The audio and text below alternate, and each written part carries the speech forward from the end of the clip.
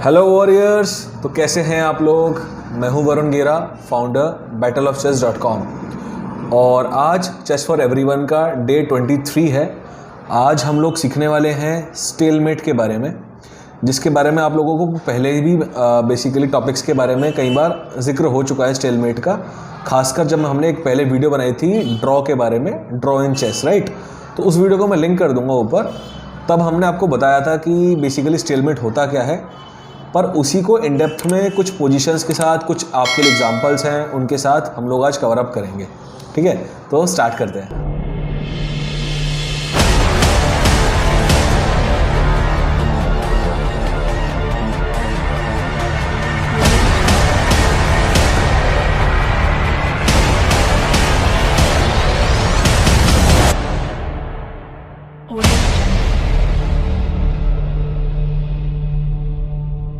तो दोस्तों, ये एक बेसिकली नॉर्मल सी पोजीशन है चेस की, मैंने आप लोगों के लिए लगाई है ये।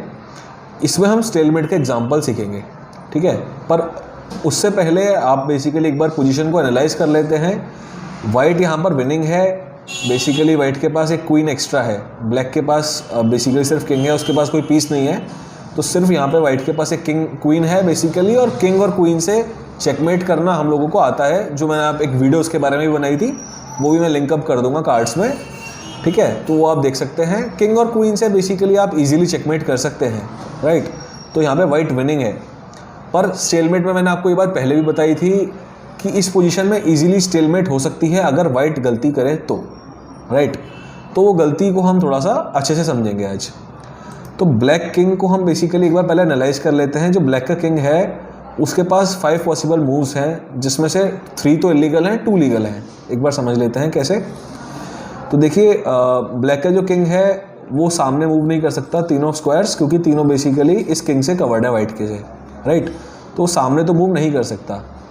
उसके पास 2 पॉसिबल मूव्स हैं इस समय पे, F8 और D8।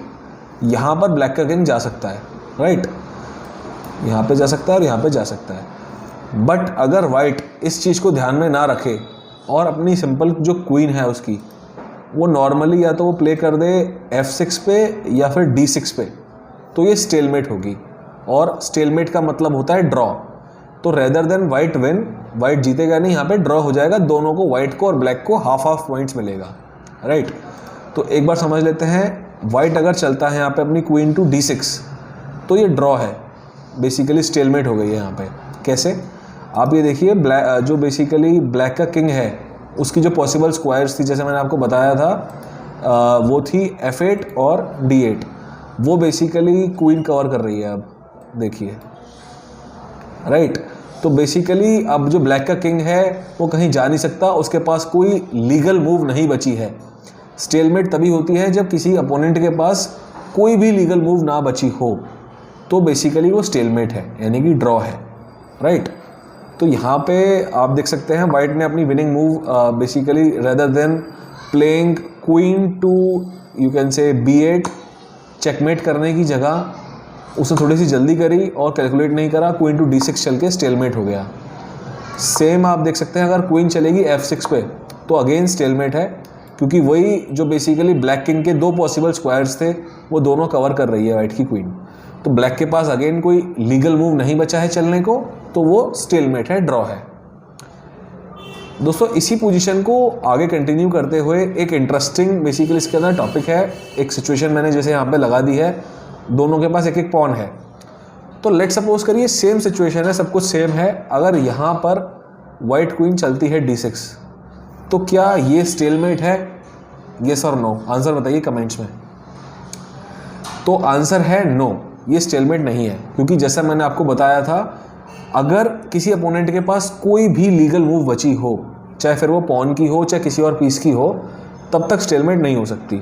और इस सिचुएशन में ब्लैक किंग के पास एक पॉन है जो कि मूव कर सकता है, जिसकी लीगल मूव है ऑलरेडी, तो वो उसको फोर्सफुली ये खेलना पड़ेगा, और तब वाइट बेसिकली चेकमेट कर सकता है किसी भी स्क्वायर से, राइट।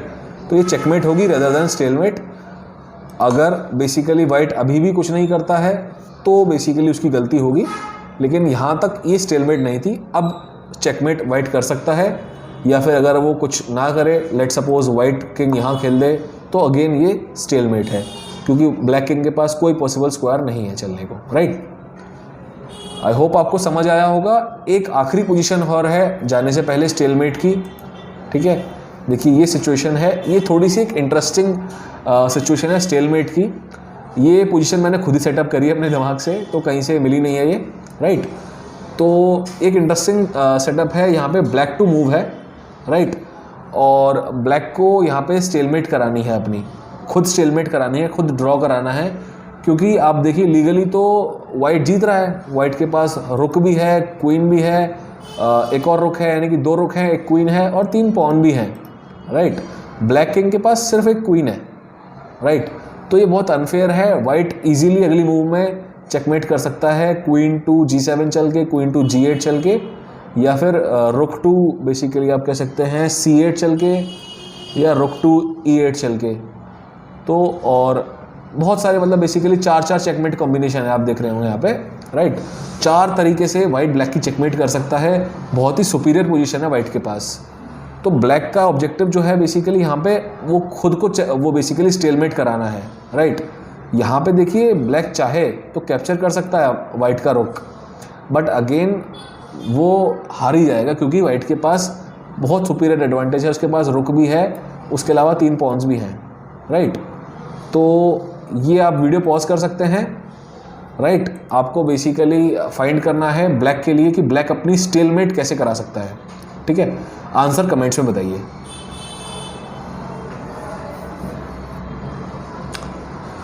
तो कॉन्ग्रेचुलेशंस गाइस, जिनको आंसर मिल गया है। मैं आपको आंसर बता देता हूँ क्या है। देखिए बहुत ही सिंपल सा आंसर है, ब्लैक किंग के पास कोई पॉसिबल मूव नहीं है। जैसे आप देख सकते हैं ये कवर कर रही है क्वीन, ये वाला, राइट, और किंग अगर यहाँ चलना चाहे ये भी क्वीन कवर कर रही है, और किंग अगर H1 पे आना चाहे तब भी क्वीन कवर कर रही है, और रुक भी कवर कर रहा है, ठीक है, दोनों स्क्वायर्स को। तो बेसिकली ब्लैक के किंग के पास कोई पॉसिबल स्क्वायर्स ही नहीं है।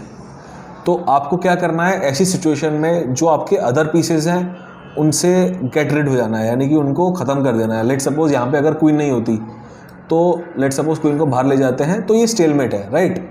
तो हमें क्वीन को डिसअपियर करना है, ये हमारा ऑब्जेक्टिव है। समझ आ गया होगा आई होप आपको। तो सिंपल सा मूव है इसमें। आंसर इसका ये है कि क्वीन अगर हम चलते हैं क्वीन क्रॉस H2, ठीक है, तो ये स्टेलमेट है। यहाँ पे स्टेलमेट हो गई है ये पोजीशन। क्यों? क्योंकि बेसिकली वाइट के किंग के पास कोई स्क्वायर नहीं है मूव करने को, वाइट के किंग को कैप्चर ही करना पड़ेगा क्वीन को, राइट। अब अगेन आप देख सकते हैं बोर्ड पर ब्लैक किंग के पास कोई पॉसिबल स्क्वायर नहीं है, कोई लीगल मूव नहीं है, कोई और पीस भी नहीं है जो चल सकता है। तो ये स्टेलमेट है, यानी कि ड्रॉ है। वाइट के पास कितना कुछ है, देखिए दोनों रुक्स हैं, क्वीन है, दोनों पॉन है अपने अभी, जिनको वो क्वीन बना सकता है, कुछ और भी बना सकता है, बट ये पोजीशन ड्रॉ हो गई है, राइट। क्यों? क्योंकि बेसिकली ब्लैक ने स्मार्टली प्ले किया और बेसिकली अपनी क्वीन को डिसअपियर कर दिया बोर्ड से, और किंग के पास उसके कोई पॉसिबल स्क्वायर्स थे नहीं, राइट। यहाँ पे एक और कॉम्बिनेशन और है, अगर किसी ने क्वीन टू F2 भी आंसर दिया है तो वो भी सही है बेसिकली, क्योंकि यहाँ पे देखिए अगर किंग कैप्चर करेगा तो अगेन स्टेलमेट है, अगर रुक कैप्चर करेगा तब भी स्टेलमेट है अगेन, राइट। कैप्चर उनको करना ही पड़ेगा। अगर कैप्चर नहीं करता है वाइट और मिस्टेक करता है यहाँ पे, और स्टेलमेट को बचाने के चक्कर में वो किंग बेसिकली अपना साइड में ले जाता है H1 पे, तो ये बहुत ही ज़्यादा फुलिशनेस होगी। क्यों? क्योंकि क्वीन बेसिकली रुक को सिंपली कैप्चर कर लेगी और उल्टा चेकमेट हो गई वाइट की ही, रेदर देन बेसिकली जीतना, वाइट हार गया, राइट। तो स्मार्टली प्ले करना है, स्क्वायर्स को काउंट करना है सारे। तो अगर देखिए वाइट अगर पहले से ही कैलकुलेट करके चलता और सिर्फ उसको अपना एक ही वाला पॉन खोल लेता, या बेसिकली क्वीन को यहाँ पे ना लेके आता इतनी पास, लेट सपोज वाइट की क्वीन यहाँ होती तो ये वाली पोजीशन ही नहीं आती, राइट। तो यही है बेसिकली, स्क्वायर्स को काउंट करना बहुत इंपॉर्टेंट है चेस के अंदर। तो आपको ध्यान देना पड़ेगा जिससे बेसिकली कोई आपकी स्टेलमेट ना कर पाए, या आपके गेम में स्टेलमेट ना हो, आप जीत सकें गेम को, जीतता हुआ जो गेम है आपका, राइट। तो आई होप दोस्तों आपको वीडियो सब पसंद आई होगी। अगर पसंद आई है तो वीडियो को लाइक करिए, चैनल को सब्सक्राइब करिए और खेलते रहिए चेस ऐसे ही। मिलते रहेंगे हम जल्दी। Good bye.